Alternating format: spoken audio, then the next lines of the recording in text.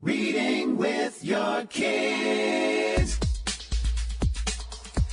Hola, ni hao, konnichiwa, assalamu alaikum, shalom, jambo, bienvenidos. Hi, my name is Jedley, and this is the Reading with Your Kids podcast. We are coming to you from the beautiful neighborhood of Reedville in the southwest corner of Boston, Massachusetts. Thank you so much for being part of our beautiful Reading with Your Kids family. If you haven't done so already, please be sure to subscribe to the show at readingwithyourkids.com, on the iHeartRadio app, Spotify, iTunes, wherever you find your podcast. Our guest today is Savannah Hendricks. She'll be telling us about Winston and the Snow. Before Savannah tells us about Winston and the Snow, I want to let you know about my all-new educational magic show. It's called We Will Roar. Respect others and read. I'm really excited about this show. I'm going to be using my magic to inspire students to choose to be respectful of themselves, of their school, and every single person they meet. I'm also going to be inspiring kids to read aloud every day, hopefully with you. Now, you might be asking, what in the world does reading have to do with being respectful? Well, actually, when you think about it, it has a lot to do with being respectful. We know that the more kids read, the better their emotional intelligence, or the stronger their emotional intelligence is. And reading also increases kids' empathy. And that is a fantastic way to build a safe and caring learning environment. And also, one of the things I love is I love to work with the folks at the school, the principal, the teachers, the guidance counselors, to shape my show to meet the specific needs of the students. And now, one of the things that people have said in the past, a great compliment that I received came from Mrs. Carolyn Fasano. She's a professional school counselor at the Westridge School in Woodbridge, Virginia. She said, "We loved Jedley. Before the show, he asked me what issues we were facing at our school. He tailored his message to address those issues, so it really hit home with our students. I will have Jedley back again." Now, I know that there's a really good chance that you are not the person but responsible for bringing school assemblies into your kid's school, but you know the people who are. And those people are really, really busy. And they would be very grateful if you took the time to visit wewillroar.com, learn a little bit about the show, and then bring that information into the principal, the guidance counselor, your kids' teachers. I'd be really appreciative, too. Again, that website is wewillroar.com. Joining us on the line right now from the wonderful state of Arizona, she is the author of a brand new book that just debuted today called Winston Vs the Snow. Please welcome to the show, Savannah Hendricks. Savannah, how are you? I'm doing well, thank you. How are you? I am doing very well, too, but I have to ask you, I'm confused. How in the world can someone living in Arizona be writing a book about anybody challenging the snow? I just don't get it. Well, we do get snow here every once in a while. I think last winter was just amazing. We got snow in some lower levels, but I actually lived in Washington State for over 20 years. So in Washington State, you are a veteran of the snow.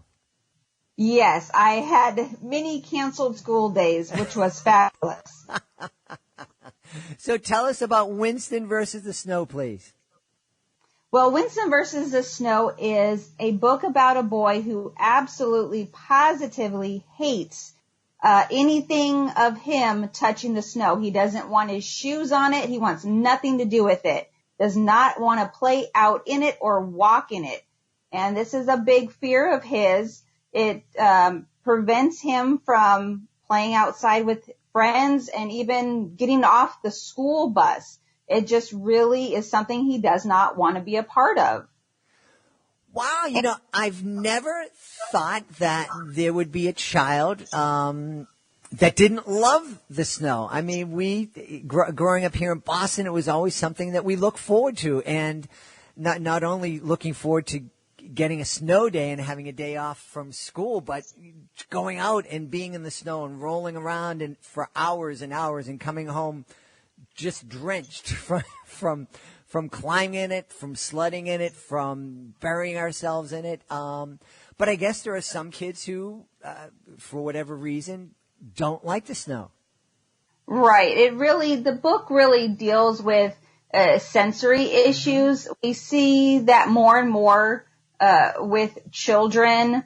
I used to work as a preschool special needs aide, and I do have a degree in early childhood education. And a lot of that has really helped kind of me focus on what's happening now with my current job. Being a nanny for 8 years, the kids that I nannied had no problem with the snow, but that's not the case for every child, and it doesn't necessarily have to be snow for a certain child, but there are definitely sensory challenges that a lot of children face. Can we talk a little bit about that? Because I'm aware that there are kids who have sensory issues, and for some kids, and I'm especially aware of it doing my educational magic shows. I know that there are some kids who just can't tolerate noise. And, they'd love to be part of the show, but, when I do a trick and the crowd gets excited and, everybody cheers, that's like horror for them. They cover their ears, and they sometimes, depending on how old they are, they might cry and run to their teacher, run out of the room. So I'm aware that kids have different sensory issues, but the awareness, I'd love to know a little bit more about the issue and about what's going on with folks who have these sensory challenges. Right. And I think that there's a misconception that the word autism is connected to sensory issues. And a lot of the times we do see that, but sometimes it's not always about that. When we see children that have clothing issues, they don't like specific clothing, the way it feels on them. You see them and they don't like to wear shoes. They just don't like that, the force of the sock and the shoe on. So I guess it's something that there's not a whole lot of information kind of on it as to what do we do about this. I mean, do we consider it something that needs to be fixed, or do we work with it? And that was the idea behind Winston Versus the Snow. For me, looking back on my early childhood days, I always tried to work with whatever it happened to be and make it so that the child is comfortable, doesn't feel out of place, but also maybe help them overcome it if possible. Now, I imagine there might be some people out there who say we should just help these kids get over it. Come on now, it's a shoe. It's a loud noise. You can deal with this. What do you think about that? Right. And we see kids, in speech therapy and physical therapy and occupational therapy, when we're trying to teach them something. I don't think this is something at any age that, personally, I don't think we should be helping them get over it. We should be helping them, and helping parents learn to, understand it better so that they can work with it, so that maybe it lessens it. So maybe like with the shoes and socks example, we get them to put on those shoes and socks at specific times, and we get maybe those behaviors, that are negative behaviors to calm down. But then we also give them the freedom that, okay, maybe during this time period you can, when you're home, you don't have to wear your shoes. We know you don't like to, but when we go out, it's important to wear them. So I think it's important that we work with whatever, and I don't like using the word issue, but that's the word that comes to mind. We really want to work with that issue to resolve it to a level that kind of works for everybody without making that kid feel like something that he or she is doing is not appropriate, if, based on society. I love that approach because I think it's the most humane approach, because it's acknowledging that this is a challenge for the person and also offering them, hopefully a way to help them lessen the anxiety that, say, putting shoes on might cause them. Exactly, and that's why we're seeing a lot of things like the weighted vest and the weighted blankets as a way to adapt to what society calls normal. So I think the best thing, like with Winston, is to work around it so that your child can be a part of society as much as possible, so that they don't feel like something is wrong with them. Mm-hmm, mm-hmm. Yeah, and that I think is a really, really important point that you're making, because it took a long time for me to understand that different isn't wrong. Right. It's hard to understand. It really is, and it's it's hard because, if you're a 5-year-old, you're a 7-year-old, you're a 60-year-old, and you're in a group of 50 or 60 people, and 59 of those people are able to do this thing, and it's not a problem, but that one person, like, this is such an issue, and so it's hard for us to understand and put ourselves in that person's and that person's shoes, to use an awkward expression. Exactly. But it's important for us to do that because we don't know what that person is going through. Exactly. We really don't. And we see parents struggling, I can't tell you how many times I see parents struggling in grocery stores.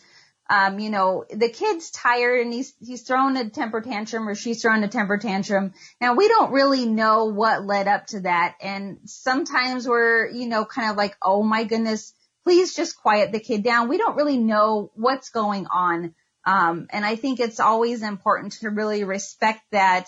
And not try to give them bad looks. Like, I can't tell you how many times as a nanny I had to leave grocery carts just abandoned in the aisle because the kid was throwing a temper tantrum. Mm-hmm. And I just had to leave because the looks were so horrible. Yeah, I never got that. I mean, that was the one thing. When I became a parent, I understand that, you're there are times that you're just at the mercy of the child that you're with. Right. And so, and I think one of the people who really taught me that was the former pastor of our church. Anytime there would be a baby would be crying during services or whatever, and the parent would get up to, take the child outside of the church, he would always stop the service and say, no, don't leave, stay. It's okay. It's okay. You are welcome here. Your child is welcome here. We can deal with it. Don't worry about it. And that for me was important. And also just being a parent and putting myself in those parents' place, and understanding that, wow, yeah, it's, what are you going to do? You're in the middle of a store and your child is kind of having a meltdown. It's, save the dirty looks and maybe offer to give them a hand if you can. Exactly. Cause I know that I know that parents out there experience that. Even the most well-behaved kids, even the adults, I don't know how many times I've gone to the grocery store and I'm like, can I throw a temper tantrum? I'm just not having a good day. Yeah, I think I've been guilty of throwing a couple of temper tantrums. when you get to the counter, it's like, what do you mean? It says it's this much, and what are you telling me it's not that much? Anyway, so tell us a little bit more. We just went off-roading here, like we often do here, but tell us a little bit more about the story of Winston versus the Snow. So Winston, like I had mentioned, he just doesn't want anything to do with the snow, and his grandpa really comes to his rescue throughout the story to help him not feel like he is anything different. Helping him, get on and off the school bus, in and out of class, those things. But you really do see that Winston really feels like he's missing out, but that fear is just too big for him. And so a neighborhood dog, kind of comes to his rescue, so to speak, and it helps his mother get an idea that maybe there's a way for him to finally be able to go out and enjoy the snow. See if he can have the experience that other kids do. And I think for me, when I was writing it, the dog was so important because a lot of times with children, regardless of what's going on, they really seem to relate to animals, to cats, to dogs, to other things. There seems to be that connection there that they have. And we've seen it countless times across social media of babies and dogs. And I really, really wanted that to be a part of the story because I've seen children that maybe are nonverbal, or have other fears. They really open up when it comes to an animal being around them if they don't have that, an animal fear. That is so very true. One of the things that I experienced early on in my career as an educational magician, when I first started performing, I would perform in Whiteface with clown makeup. And there were a lot of kids who had that autistic label and had a real hard time relating to people, would have no problem coming up and talking to me and helping me do a magic trick. And it always blew the teachers and the educators away. And, they would always come up to me and go, "How did you do that?" And now I'm like, I have absolutely no idea. Do we have any idea of why, folks who may have some neurodiversity are able to relate better to a clown or a dog or a cat than they are to another person? I have not read anything, and I could be completely wrong. I think from my personal opinion, it comes down to, like an animal, they're smaller, they're at that child's level, or even an adult.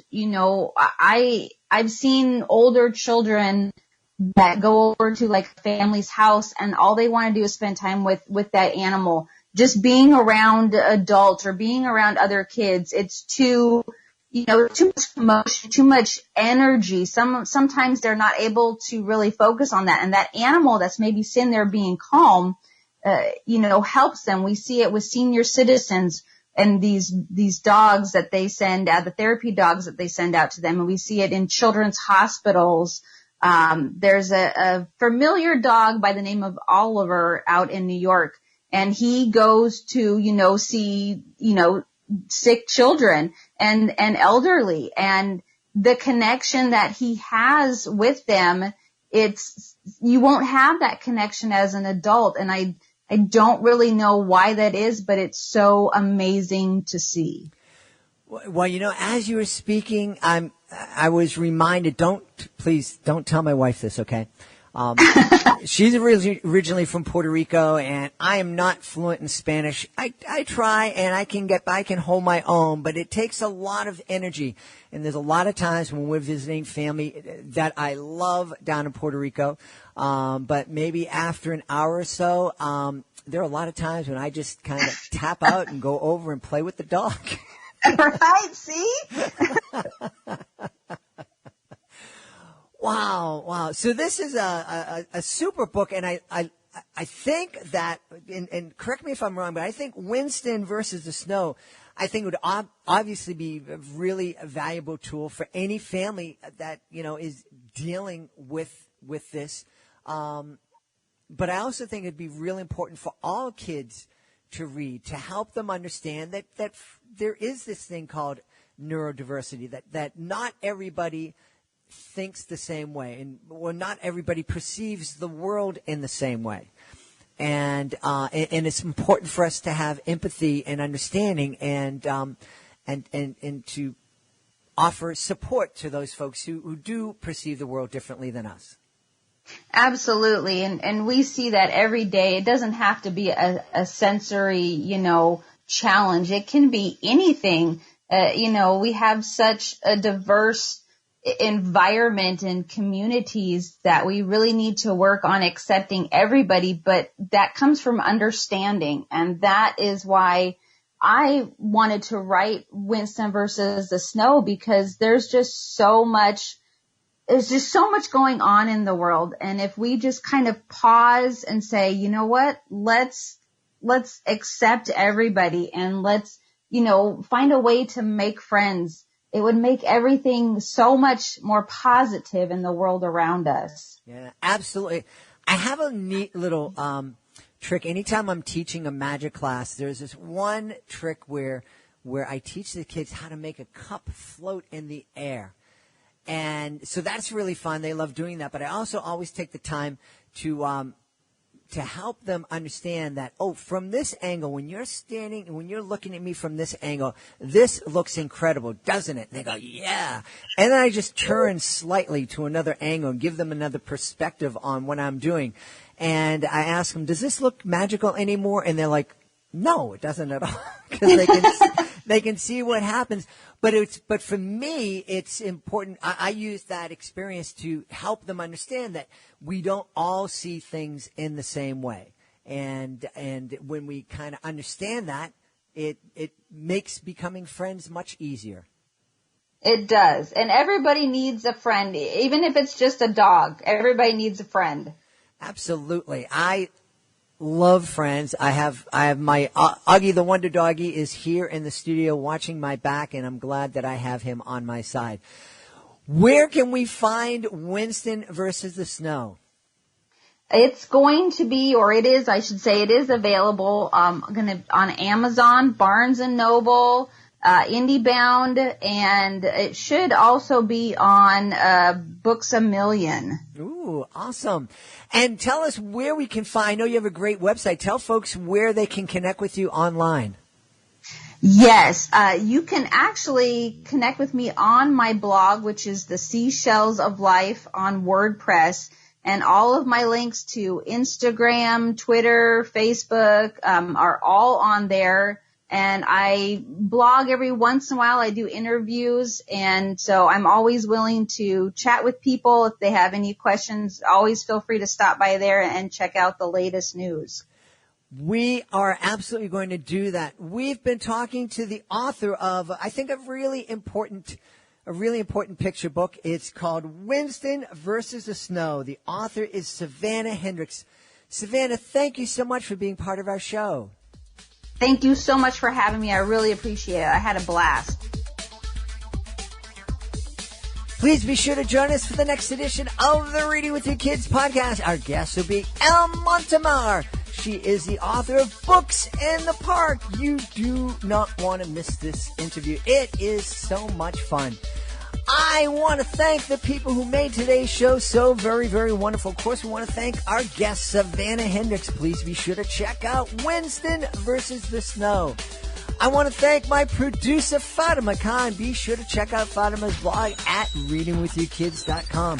I want to thank my amazing and beautiful wife for all the support that she gives me. I want to thank Augie the doggy for keeping my back safe here in the studio.